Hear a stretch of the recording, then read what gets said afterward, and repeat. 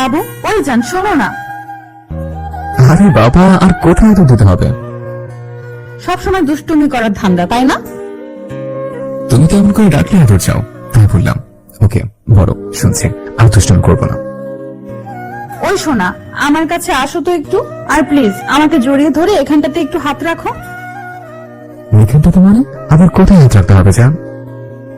আরে বাবা, আমার এখানে হাত দুটো রাখো। তুমি এখানে হাত রাখলে অনেক ভালো লাগে, ভেতরে কেমন কেমন যেন হয়। ওইখানে হাত রাখলে কেমন মনে হয় তোমার? শুধু কি হাত রাখলেই ভালো লাগে? ওখানে যখন স্লাইড করতে থাকো তখন আমার শরীরের মধ্যে কেমন অজানা শিহরণ বয়ে যায়, মনে হয় আমি তোমার মাঝে হারিয়ে যাব। তাহলে তো হারিয়ে যেতেই হয়, কি বলো? না না, এখনই না জান, তুমি খালি সবসময় দুষ্টুমি করো, আমাকে একটু বোঝার চেষ্টাই করো না, ফাজিল বর একটা। আর কি করে বুঝবো? ভালোবেসে নিজের করে নিয়েছি, তারপরে বলে বলছি না, তাহলে কি করে বোঝাবো? ওই শোনা, তোমাকে কাছে আসতে বলছি না দুষ্টু, তুমি কাছে আসো আর আমাকে খুব শক্ত করে জড়িয়ে ধরে আমার এখানটায় হাত রাখো। হাত রাখো একবার প্লিজ বাবুটা। ওইখানে হাত রাখতে হবে? তাছাড়া অন্যভাবে আদর করা যায় না? যাই, কিন্তু তোমাকে এখানে আদর করে দিতে বলছি, তুমি আগে এখানে আদর করো, তারপর অন্য কোনো জায়গায় দিও, কেমন? দাও না শোনা বাবুটা। ওকে ওকে, এত হাইপার হতে হবে না। সোহাগ সিনথিয়ার পিছনে এসে দাঁড়ালো। সিনথিয়া একটা মুচকি হাসি দিতেই সোহাগ ওকে পেছন থেকে জড়িয়ে ধরে শাড়ির নিচ দিয়ে সিনথিয়ার উন্মুক্ত পেটের উপর 2 হাত রেখে তারপর ওর চোলে নাক ডুবিয়ে দিল। সাথে সাথে সিনথিয়া বন্ধ করে দিল, আর সোহাগ ওর কানে আলতো করে একটা কামড় দিয়ে বলল, অনেক ভালোবাসো আমাকে। এত ভালোবাসা কোথায় ছিল তুমি জান? প্লিজ জান, ওসব কথা মনে করিয়ে দিও না তো, আমার খুব খারাপ লাগে। তোমার সাথে কত মিসবিহেভ করেছি আমি। জান, আমি তোমাকে কষ্ট দিতে বলছি না, বললাম এত ভালোবাসো, তাহলে তখন প্রকাশ করোনি কেন? আর এখন তো বেশি হাত হচ্ছে আমার কাছ থেকে, তাহলে তখন একটা পর্যন্ত তো বলতে, তাহলে আমি কষ্ট পেতাম না। আমি তো সব সময় ভাবতাম তুমি যখন আমার বর হয়ে আসবে তখন তোমার কাছ থেকে সব সময় আদর আর ভালোবাসাগুলো চাইবো। ও, তার মানে তুমি সব অ্যাডভান্স ভেবে নিয়েছিলে? আর তুমি জানতে কি করে আমাদের বিয়েতে হবে, আমরা দুজনে এক হব, আমি তোমাকে আদর করবো। আরে বাবা, আমার মধ্যে সেই কনফিডেন্সটুকু ছিল যে আমি তোমাকে যে করে হোক নিজের করে পাবো, আর ভালোবাসাটা যদি সত্যিকারের হয় তাহলে তোমাকে কখনো আমি হারাবো না। তাই? তাহলে তখন কেন বলো না? তুমি আমাকে এতটা ভালোবাসো, তাহলে একটাবার বললে আমি অমন করে কষ্ট পেতাম না, তাই না বলো?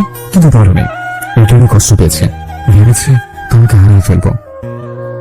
তার জন্য সরি বাবু, আমি জানতাম তোমাকে যদি তখন বলি আমিও তোমাকে ভালোবাসি, নিজের করে পেতে চাই, তাহলে তুমি অনেক দুষ্টুমি করবে, আর তুমি যে দুষ্টু সবসময় আমাকে আদর করতে চাইতে। তারপর যদি আমাদের মাঝে উল্টাপাল্টা কিছু একটা হয়ে যেত, এটা বলতে কি হতো জান?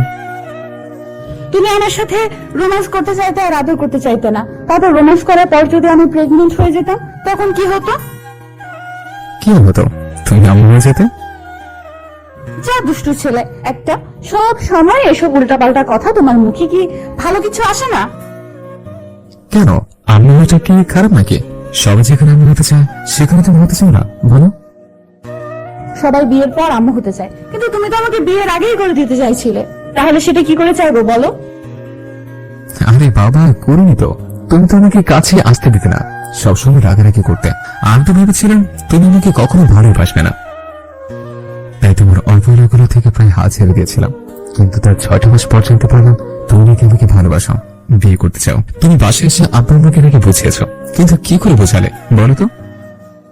আমার আব্বু আম্মুকে অনেক বোঝানোর চেষ্টা করেছি, কিন্তু ওরা না বুঝতেই চাইছিল না, জানো তো, সব সময় কেমন যেন আমাকে এড়িয়ে যেত। তারপর মাথায় আসে আমার আব্বু আম্মুকে বোঝাতে না পারলে তোমার আব্বু আম্মুকে তো বোঝানোর চেষ্টা করতে পারি। তারপর ওদের বললে ওরা বোঝাতে পারে আমি আমার পরিচয়টাকে কত ভালোবাসি।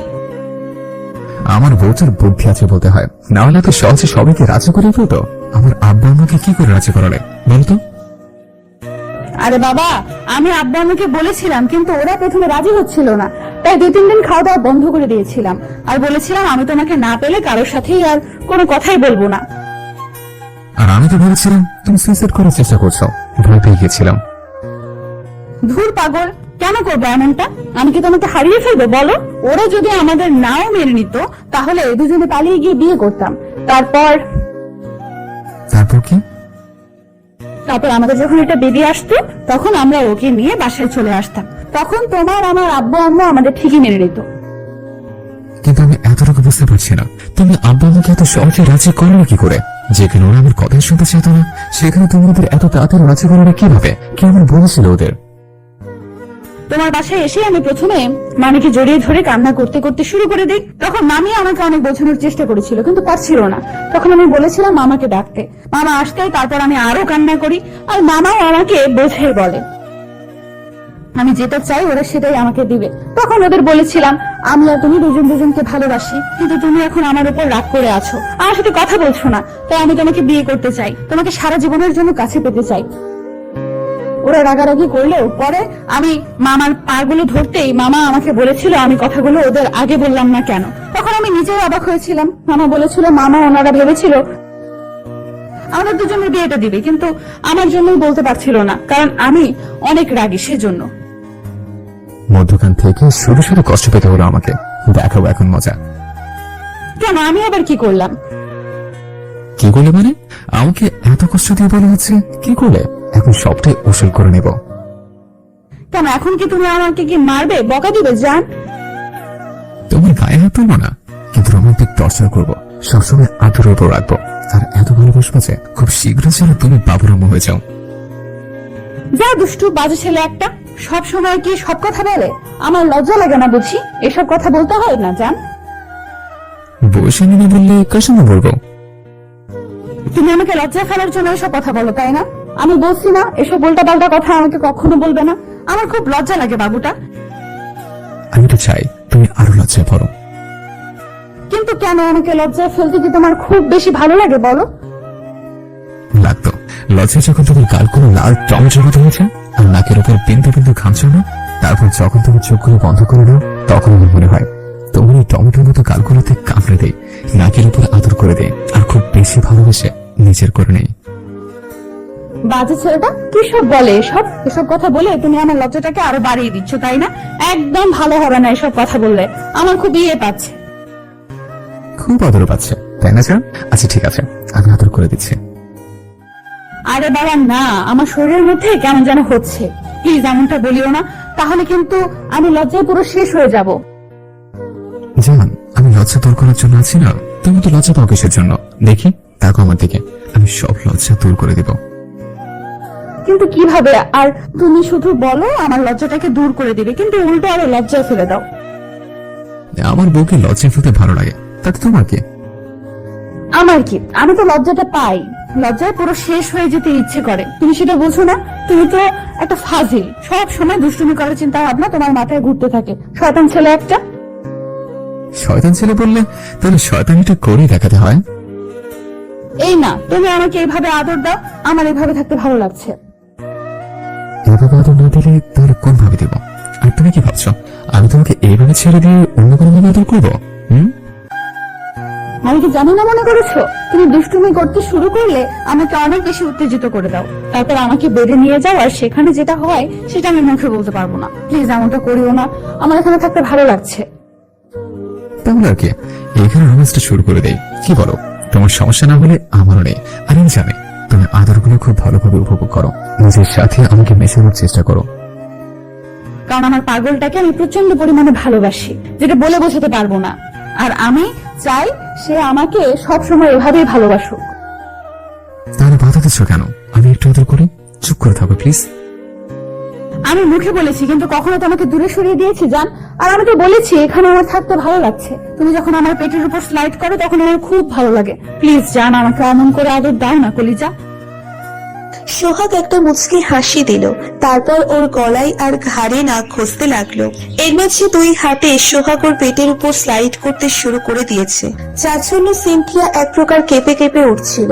ও সোহাগের স্পর্শের আবেশে চোখ বন্ধ করে নিয়েছে, আর শক্ত করে সোহাগের হাতের উপর দুই হাত চেপে ধরলো।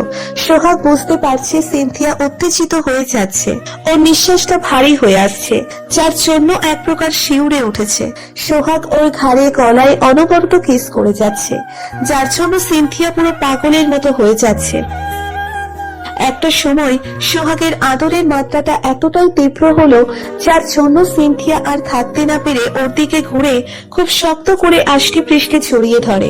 এবার সিনথিয়ার গরম নিঃশ্বাসগুলো সোহাগের বুকে গিয়ে লাগছে, যার জন্য ওর মধ্যেও একটা উত্তেজনা করতে শুরু করেছে। সিনথিয়া এত বেশি নিঃশ্বাস নিচ্ছিল যার জন্য মনে হয়েছিল সোহাগকেও পুরো পাগল করে দিবে, কারণ এই নিঃশ্বাসের শব্দটাই সোহাগ সম্পূর্ণ মাতাল হয়ে যায়। সোহাগ সিনথিয়াকে ছাড়িয়ে নিয়ে তারপর ওর মুখের দিকে তাকালো। সিনথিয়ার পুরো মুখটা লজ্জাতে লাল হয়ে রয়েছে। ওর গোলাপের পাপড়ির মতো ঠোঁটজোড়ায় যেন কম্পনের ঝড় বইছে। সিনথিয়ার ঠোঁটের স্বাদ নিতে সোহাগ আর নিজেকে দমিয়ে রাখতে পারলো না। ও ঠোঁটগুলো নিচের দখলে নিল। সিনথিয়াও ওর চুলগুলো আঁকড়ে ধরে রেসপন্স করতে লাগলো। দুজন দুজনকে আধা ঘন্টা যাবৎ কিস করলো। তারপর সিনথিয়া লজ্জা পেয়ে সোহাগকে ছেড়ে দিয়ে ওর বুকে মুখ লুকালো। তখন সোহাগ ওকে আবার ছাড়িয়ে নিল। তারপর হঠাৎ ওকে কোলে তুলে নিতেই ও সোহাগের গলাটা জড়িয়ে ধরলো। তারপর সোহাগ সিনথিয়ার সারা মুখে কিস করতে লাগলো। আর বেডের দিকে যেতে গেলে তখন সিনথিয়া বলে, এই দুষ্টু, কি শুরু করলে? সবাই দেখছে তো জান। হ্যাঁ তাই তো। ওরা এমন করে তাকিয়ে থাকলে আমার লজ্জা লাগবে না বুঝি? তুমিও না সব সময় কথাটা ভুলে যাও। তুমি আদর করে নেশাটা মাথায় চেপেছে, বেশ সবটা ভুলে গেছিলাম জান। হ্যাঁ, তা তো যাবেই। আমাকে কাছে পেলে তুমি দুনিয়ার সব কাজ ভুলে যাও। তখন শুধু তোমাকে নিজের করে পাওয়ার তীব্র আকাঙ্ক্ষা থাকে মনে। তা থাকবে না। সবসময় তো আদর করার কথা মাথায় ঘুরপাক খায়। তোমার কাছে আসলে আদরটা করতে ইচ্ছে করে, তাহলে কি করবো? কি আর করবে? প্রচন্ড পরিমাণে আদর দিবে, আমাকে ভালোবাসবে, বুকে জড়িয়ে দিবে। সেটা তো করছি জান। হ্যাঁ করছো, কিন্তু সবার সামনে। ওদের চলে যেতে বলো, তারপর আদর দাও। হ্যাঁ, আপনি কিন্তু কেমন জান? আমার ফুপাতে বহু লজ্জা পাচ্ছে।